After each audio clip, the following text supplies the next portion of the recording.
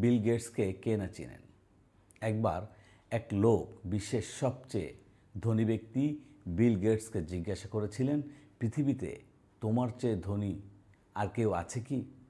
Bill Gates জবাব দিয়েছিল, হ্যাঁ, এমন একজন আছেন যিনি আমার চেয়েও ধনী। তারপর তিনি একটি গল্প বললেন। এই সময়টি ছিল যখন আমি ধনাঢ্য বা বিখ্যাত ছিলাম না। একবার নিউ ইয়র্ক বিমানবন্দরে একজন সংবাদপত্র বিক্রেতার সাথে আমার সাক্ষাৎ হলো। আমি একটি সংবাদপত্র কিনতে চেয়েছিলাম, কিন্তু দেখেছি আমার কাছে যথেষ্ট টাকা নেই।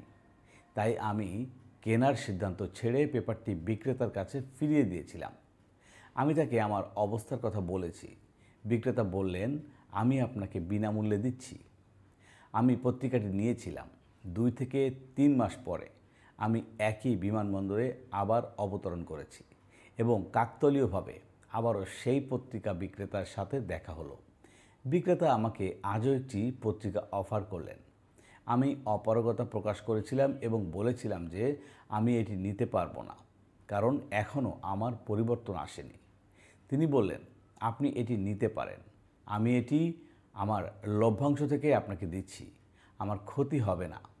বিক্রেতার আগ্রহে আমি পত্রিকাটি নিয়েছিলাম। ওই ঘটনার 19 বছর পরে আমি বিখ্যাত এবং মানুষের কাছে পরিচিত হয়ে উঠি। হঠাৎ একদিন মনে পড়ে গেল সেই পত্রিকা বিক্রেতার কথা।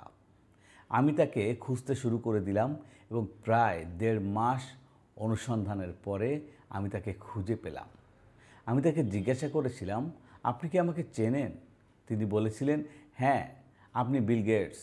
আমি তাকে আবার জিজ্ঞাসা করলাম, আপনার কি মনে আছে একবার আমাকে বিনামূল্যে একটি পত্রিকা দিয়েছিলেন? বিক্রেতা বললেন, হ্যাঁ, মনে আছে, আপনাকে 2 বার দিয়েছি। আমি বললাম, আপনি যে আমাকে বিনামূল্যে পত্রিকা দিয়েছিলেন তা আমি ফিরিয়ে দিতে চাই। আপনি আপনার নিজের জন্য যা চান বলুন, আমি এটি পূরণ করব। বিক্রেতা বললেন, স্যার, আপনি এমন কিছু দিতে পারবেন না যা আমার সাহায্যের সমান হবে। আমি জিজ্ঞাসা করলাম, কেন? তিনি বলেছিলেন, আমি আপনাকে সংবাদপত্র দিয়েছিলাম আমার দরিদ্র অবস্থান থেকে, আর আপনি এখন বিশ্বের সবচেয়ে ধনী ব্যক্তি হয়ে আমাকে সাহায্য করার চেষ্টা করছেন। আপনার সাহায্য কিভাবে আমার সাহায্যের সমান হবে? সেদিন আমি বুঝতে পেরেছিলাম যে সংবাদপত্রের বিক্রেতা আমার চেয়ে বেশি ধনী, কারণ তিনি কাউকে সাহায্য করার জন্য ধনী হওয়ার অপেক্ষা করেননি। মানুষের বুঝতে হবে যে সত্যিকারের ধনী ব্যক্তি হলো তারাই যাদের প্রচুর অর্থের চেয়ে প্রাচুর্যপূর্ণ হৃদয় রয়েছে। সত্যিকারের ধনী হওয়া খুবই গুরুত্বপূর্ণ।